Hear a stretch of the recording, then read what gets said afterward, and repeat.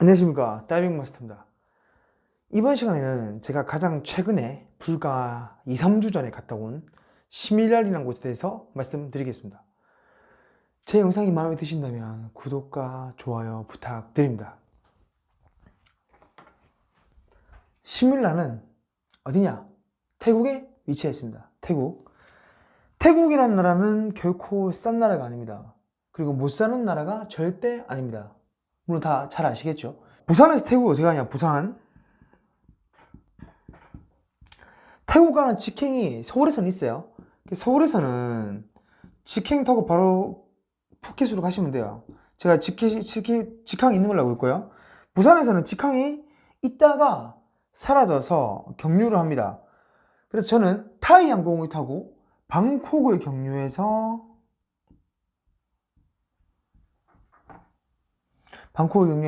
푸켓으로 갔고요.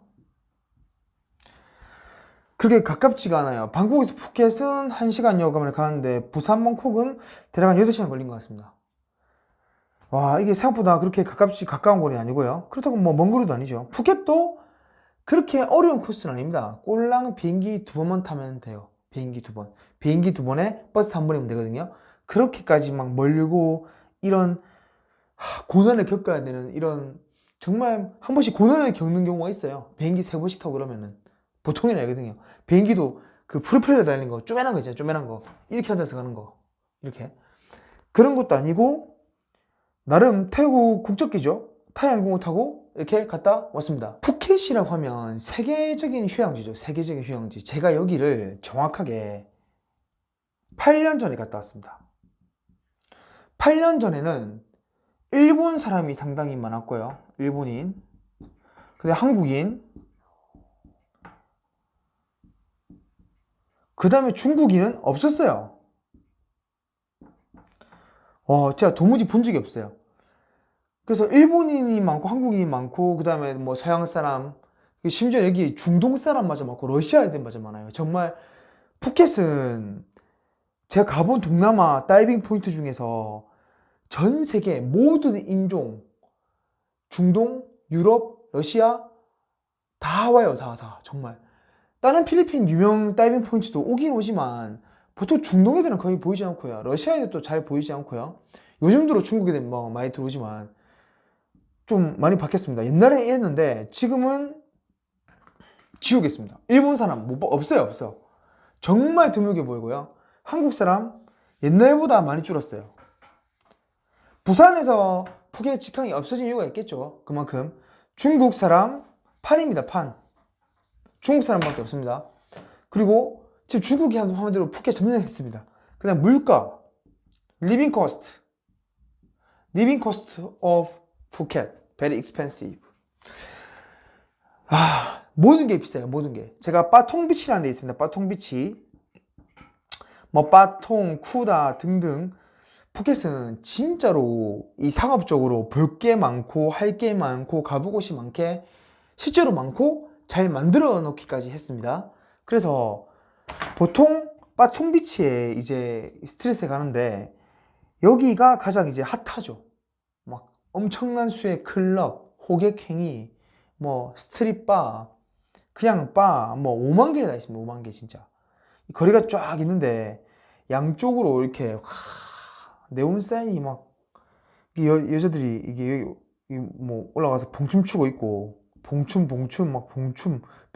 막 바 클럽 이런 식이에요. 이게 바통에 되게 많이 머무르는데요. 사람들이 물가가 와 한국보다 더 비쌉니다. 정말 랍스타는 키로당 보시오. 키로당 랍스타가 한국에서 얼마입니까? 랍스타 영어로 써볼까? 로브스타 키로당 제가 알기로 한 그때 시가니까 근데 뭐 제가 보니까 한 5만원 그 다음에 킹크랩이 뭐 한 6만 5천원 7만원도 하고 뭐 이렇게 이제 뭐 지역마다 다르잖아요. 대략 랍스타를 한국에서 5만원에 먹을 수는 있잖아요.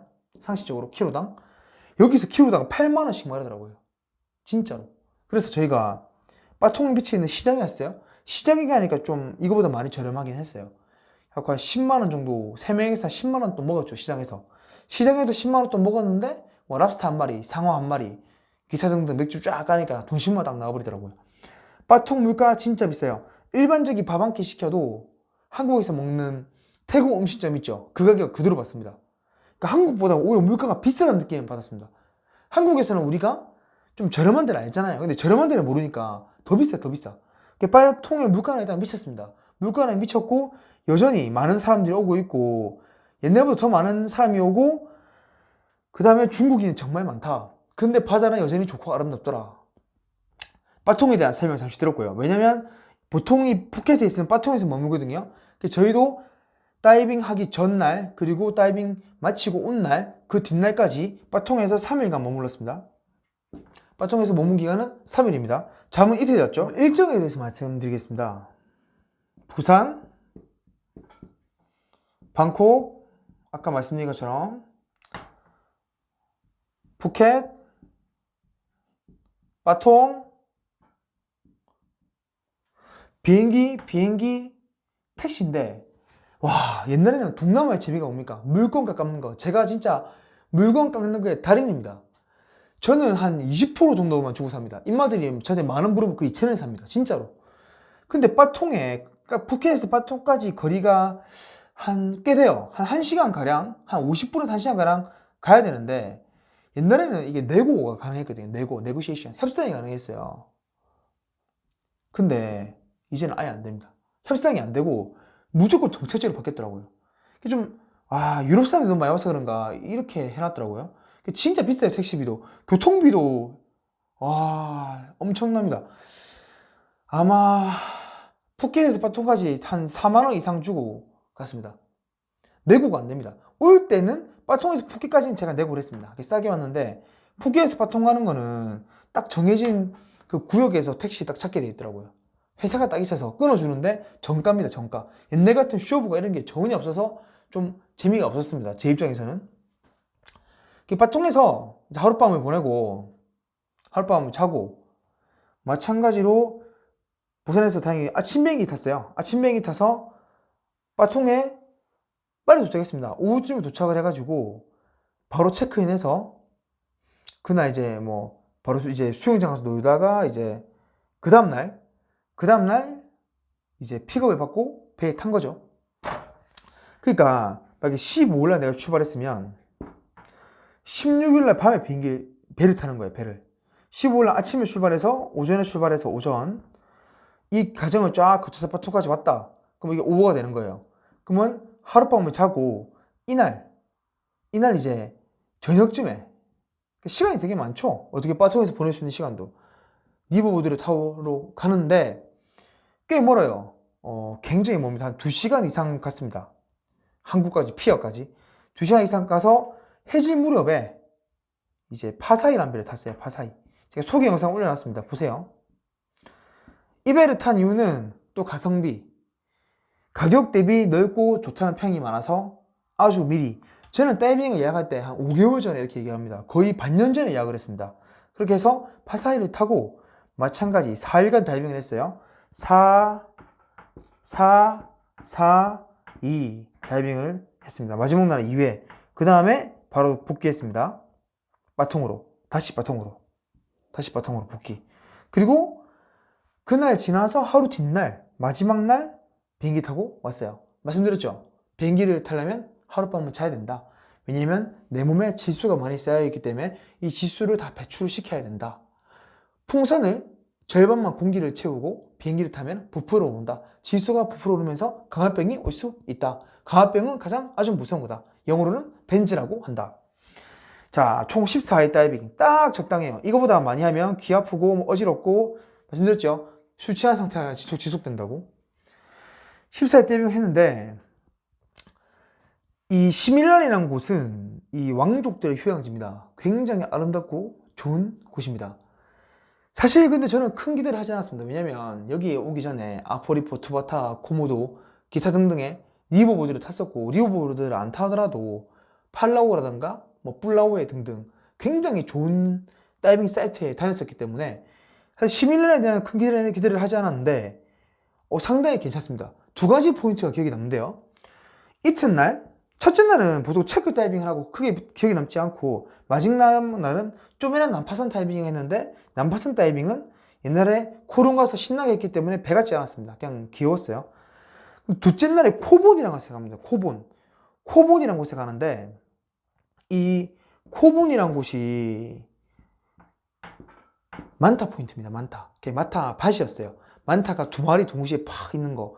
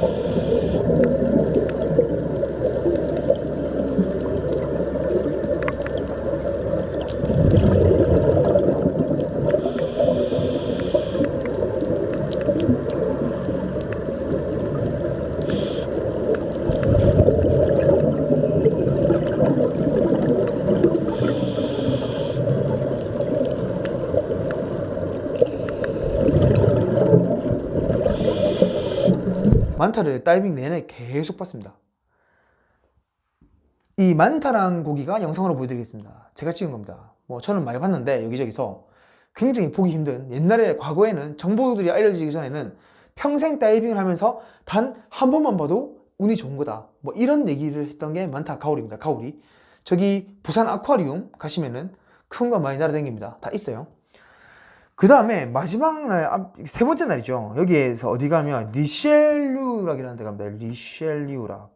잘 보이진 않겠지만 뭐 굳이 이거 안 적어도 되는 건데 자막이 이제 필요 없거든요. 딱 이렇게 적어드리면 리셸류락. 글자가 더럽지만 보세요. 리셸류락. 와, the best point in the world. One of the best point. 제가 좋아요. 여기가 진짜 괜찮은 게요, 제가 가장 좋아하는 물고기, 제 다이빙 영상에 보시면 알겠지만 바라쿠다, 일명 깔치 비슷하게 생겼는데 약간 크기는 새끼 상어 크기인데 깔치 비슷한 게 있어요. 이게 예술인데 앞전 영상에서 다 동영상 끼워드렸습니다. 바라쿠다가 저를 감싸는 동영상. 이 바라쿠다를 옐로핀, 그레이트 바라쿠다, 일반 바라쿠다 다 봤고요.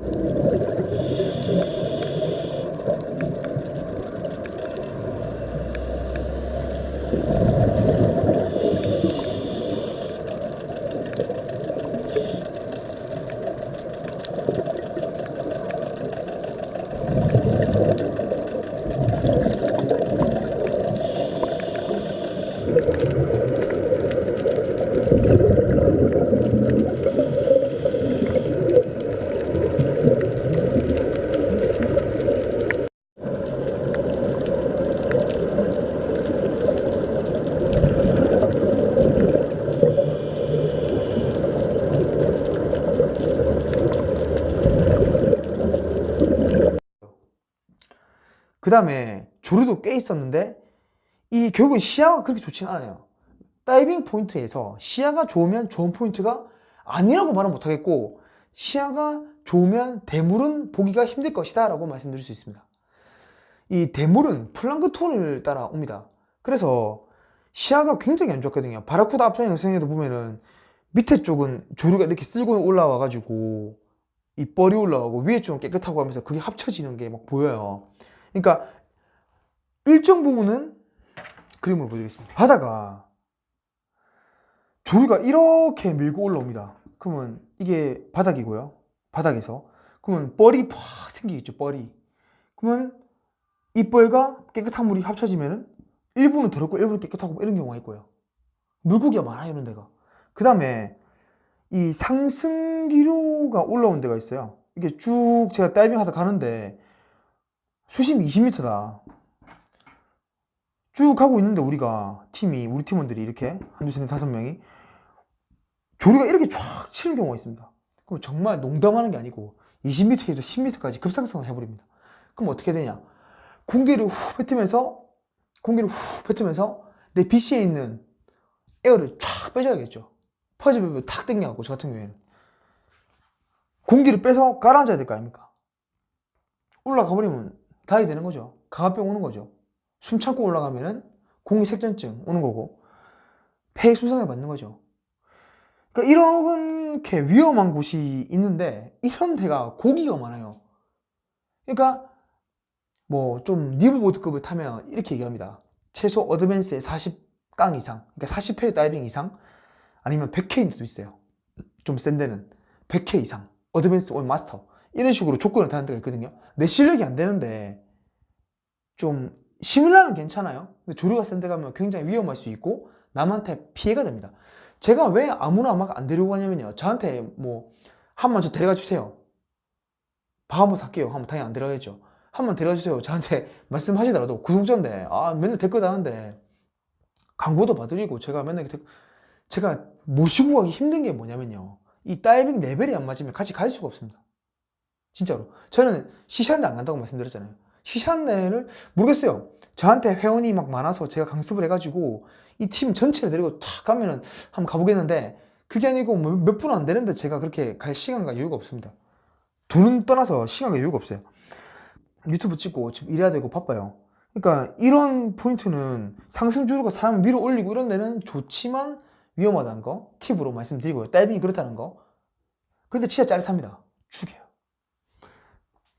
여기도 약간 이런 곳이 있었거든요. 그래가지고 바라쿠다 종류 볼로 다 봤고요. 그 다음에 뭐 산호도 꽤 괜찮았어요. 여기는.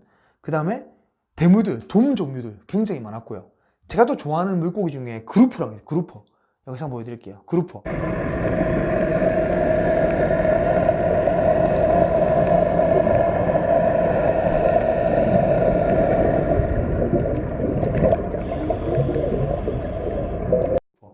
이거 싸가지 생각하지 마세요. 그루퍼가 이렇게 딱 그림 못 그리겠다. 그루퍼란 일명 다금바리, 제주도에 다금바리 비싼 거 아시죠? 그게 그루퍼입니다. 그루퍼. 근데 자이언트 그루퍼라고 굉장히 큰 놈들이 있어요. 이것도 보면은 약간 미쳐요. 정말 제가 좋아하는 고기거든요. 자이언트 그루퍼도 볼 수 있었고요. 뭐 잭피쉬부터 시작해서 그런 참치류도 굉장히 많았고요. 그러니까 어종의 다양성이 굉장히 많으면서 조류가 있긴 했지만 크게 세지도 않고 여기서 다이빙 했는데 3번이나 다이빙 했는데 굉장히 매력적인 포인트였습니다. 그리고 야간 다이빙이 있었는데 곰치가 있는데 이렇게 큰 곰치 처음 봤어요. 자이언트 모레일. 곰치가 모레일이에요. 모레일인데 와 좋더라고요. 정말 멋있었습니다.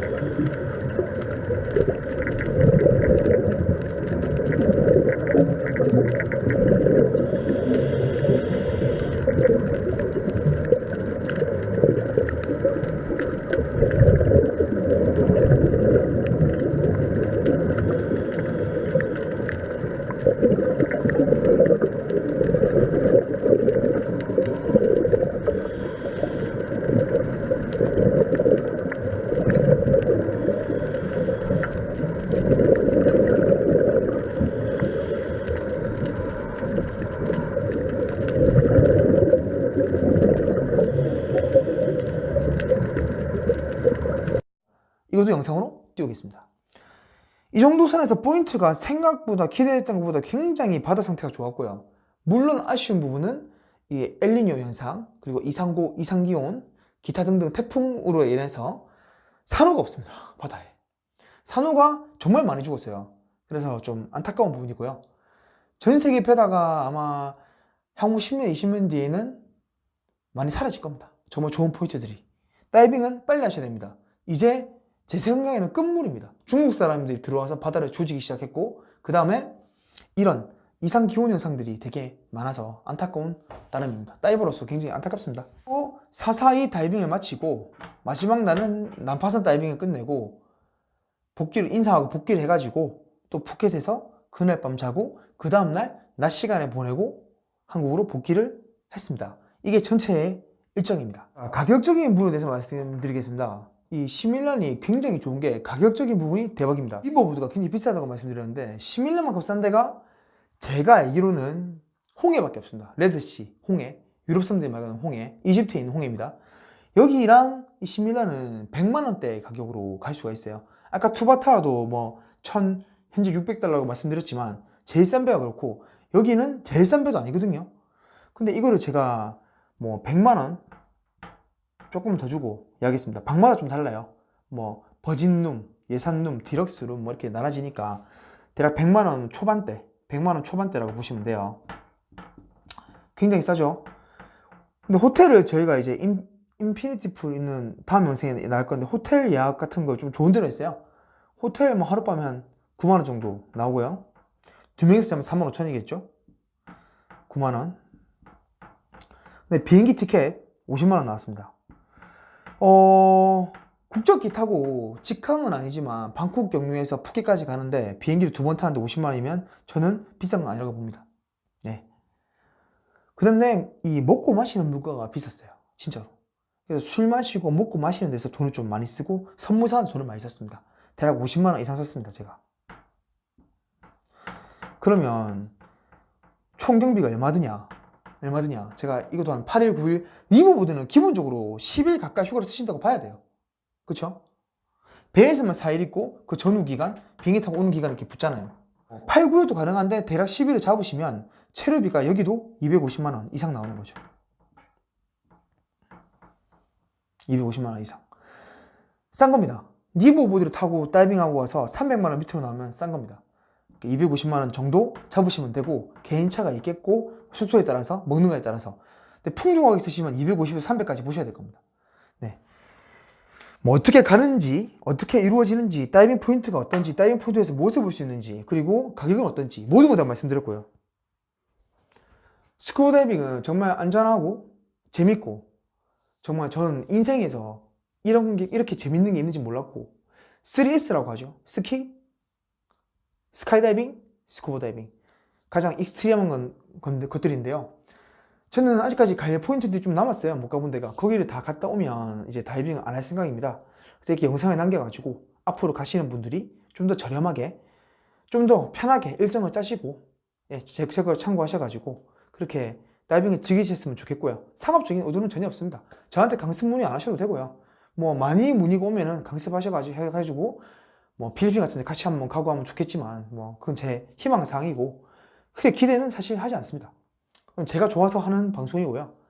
좋게 봐주시고 또 저한테도 딴 데 또 가보시는데 좋은 데 많으면은 또 꿀팁이나 이런 거 좀 알려주시면 감사하겠습니다. 같이 공유하시죠. 예, 다이빙 마스터였습니다.